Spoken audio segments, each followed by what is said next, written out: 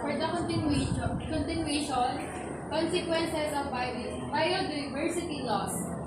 Sa inyong palagay, ano yung mga consequences sa ating mga nakakahihinatnan para ang ating biodiversity ay masira? Anong consequences ang maaaring mangyari sa pagsira ng ating biodiversity? Konti yung product ng ano. Parang yung kasi sinasabi niya, di ba ang biodiversity ay pwedeng mawala? Ano yung mga naging dahilan kung bakit pwedeng mawala ang ating pinupunan ng mga basic things na?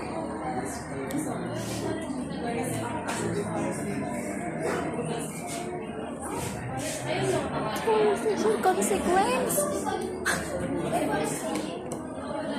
Ay, sa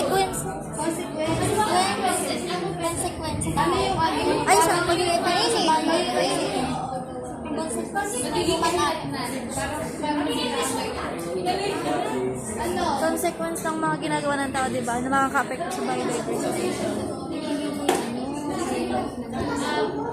For me, the consequences of biodiversity loss, the first one is the decrease in our food source kasi nga nagkakaroon na ng pagkasira ng biodiversity, mas lumiliit yung bilang or mga sources ng ating food. Second is, mas dumadami na yung mga animals na magiging those endangered species. Kaya dapat mas yun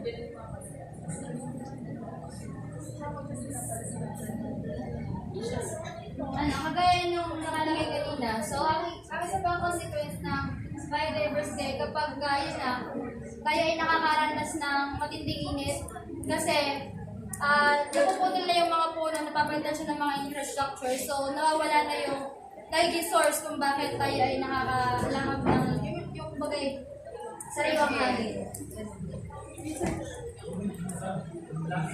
Thank you. So, even the improvement of technology and science at present, we still have a lot to learn about biodiversity, more so about the consequences of biodiversity loss. Ayun na nga, sa panahon natin ngayon, marami na tayong technology na pwede gamitin para mas madaling malaman kung ano nga ba yung biodiversity, tulad na lang ng pag-search sa Google or anything na ginagamit na technology. However, the basic concept about biodiversity loss was from Charles Darwin and Albert Russell Wallace. In Talking Ecosystem Function, since the organisms composed them were specialized functioning in the ecosystem to capture, transfer, utilize, and activate the use of our energy and materials.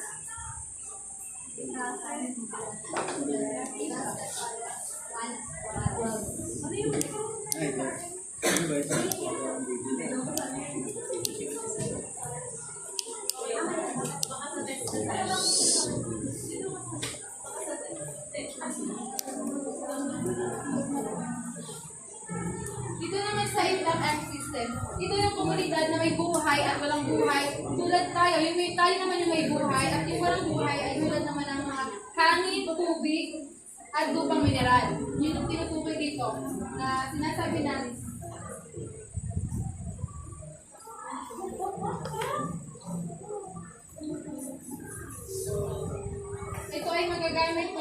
Ito ay magagamit sa pagkuha, paglipat, at pagsalin sa mga ginagamit na energy and nutrients na nakukuha sa ating kalikasan.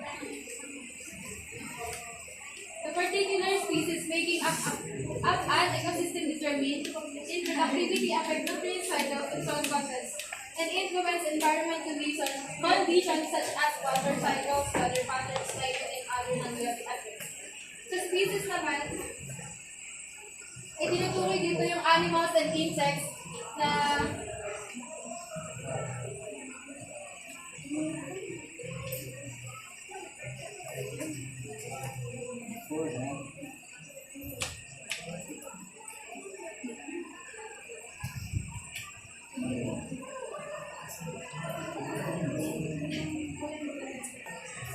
the loss of biodiversity has many consequences that we understand and many that we do not. Sa pagsira ng ating biodiversity, may mga taong naiintindihan ito at may mga taong hindi rin ito naiintindihan dahil yung mga taong pasaway na gumagawa ng hindi dapat gawin sa ating kalikasan. At it is apparent that humankind will sustain a great deal biodiversity loss if they are concomitant. Ito yung mga pagkawala na sabay-sabay na pakinabang sa ating lipunan. Yun na nga, may mga tao talagang masasama ng ugali na sinisira ang ating kagubatan. Tulad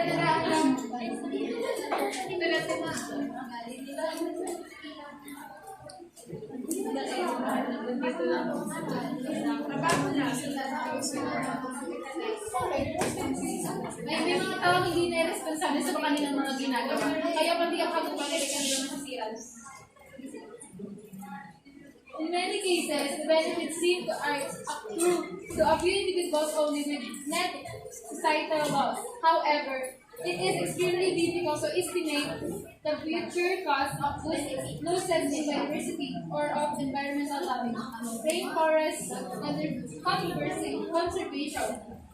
Ang rainforest conservation ay ito yung fund na to help to protect the rainforest. Ito yung para protect, may gumawa nito na para maprotektahan ng ating rainforest. Tulad na lang nung Amazon rainforest. Maraming sumisira dahil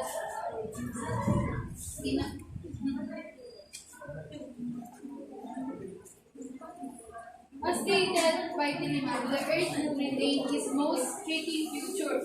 Sinasabi ni Tiliman dito na isa ang mundo, ang ating Earth na nakikitaan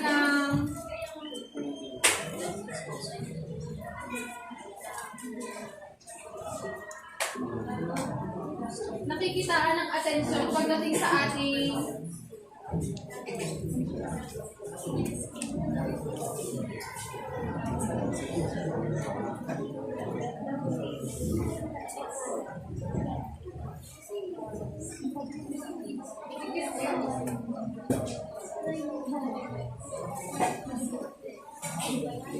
ayun na kasama din siya sa rainforest conservation.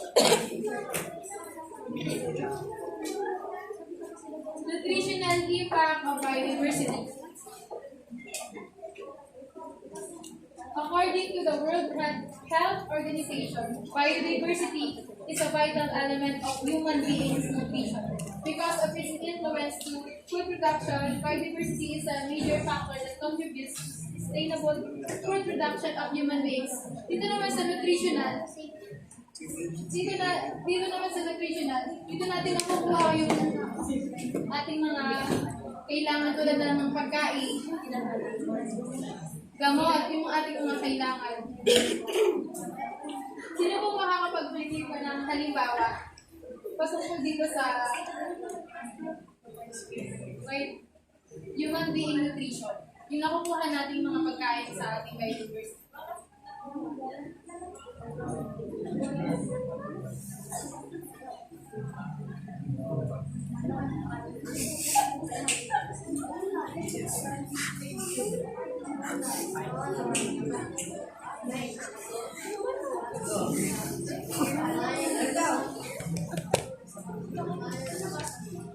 A society or a population must have access to a sufficient variety of nutrition foods as is a determinant of their health as a human beings. Ito na nga, yung nutrition food tulad na lang ng mga gulay, yung mga kinakain natin pang araw-araw.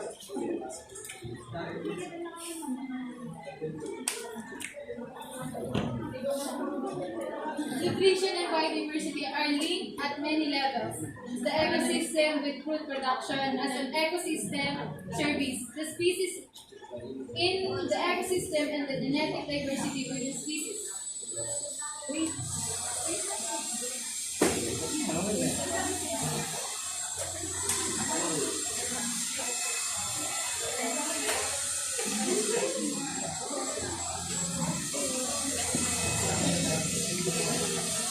Nutrition composition between foods and among cultivars, breads of safe food can differ dramatically affecting micronutrient availability in the diet.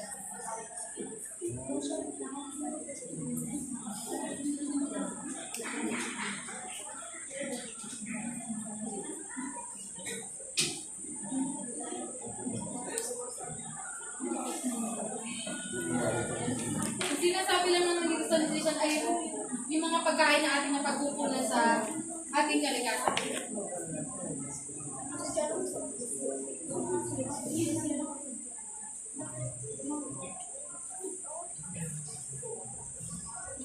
Dito naman sa healthy local diets.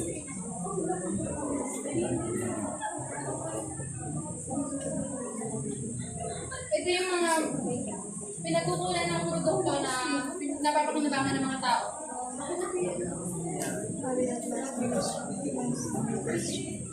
Through irrigation, use fertilizer, plant protection, pesticides for the introduction of crop varieties and cropping patterns that may biodiversity and impact globally. Ito naman yung Awareness and distraction and other needs.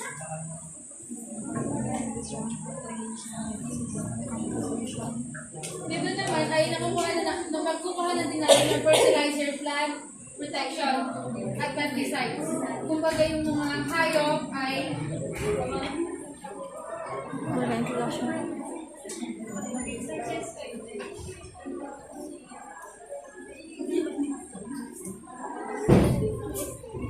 habitat, indication, species, plant, and species of often enhance communities, vulnerabilities, and the functions of environmental susceptibility to ill health.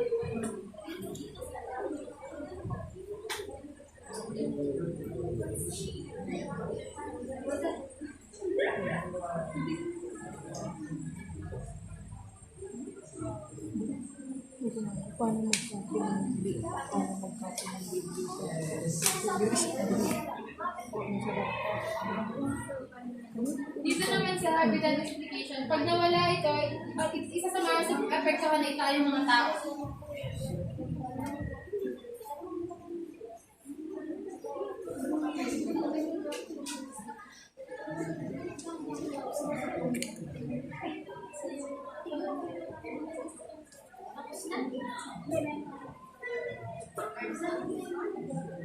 Tapos na po ang aking.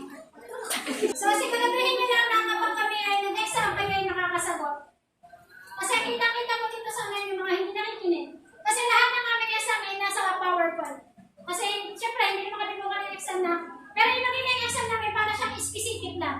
So, kung ano yung, hindi naman siya yung ganun sa hina, pero as a human, ano ba yung magiging epekto ay yung makuha natin pag nasira yung biodiversity.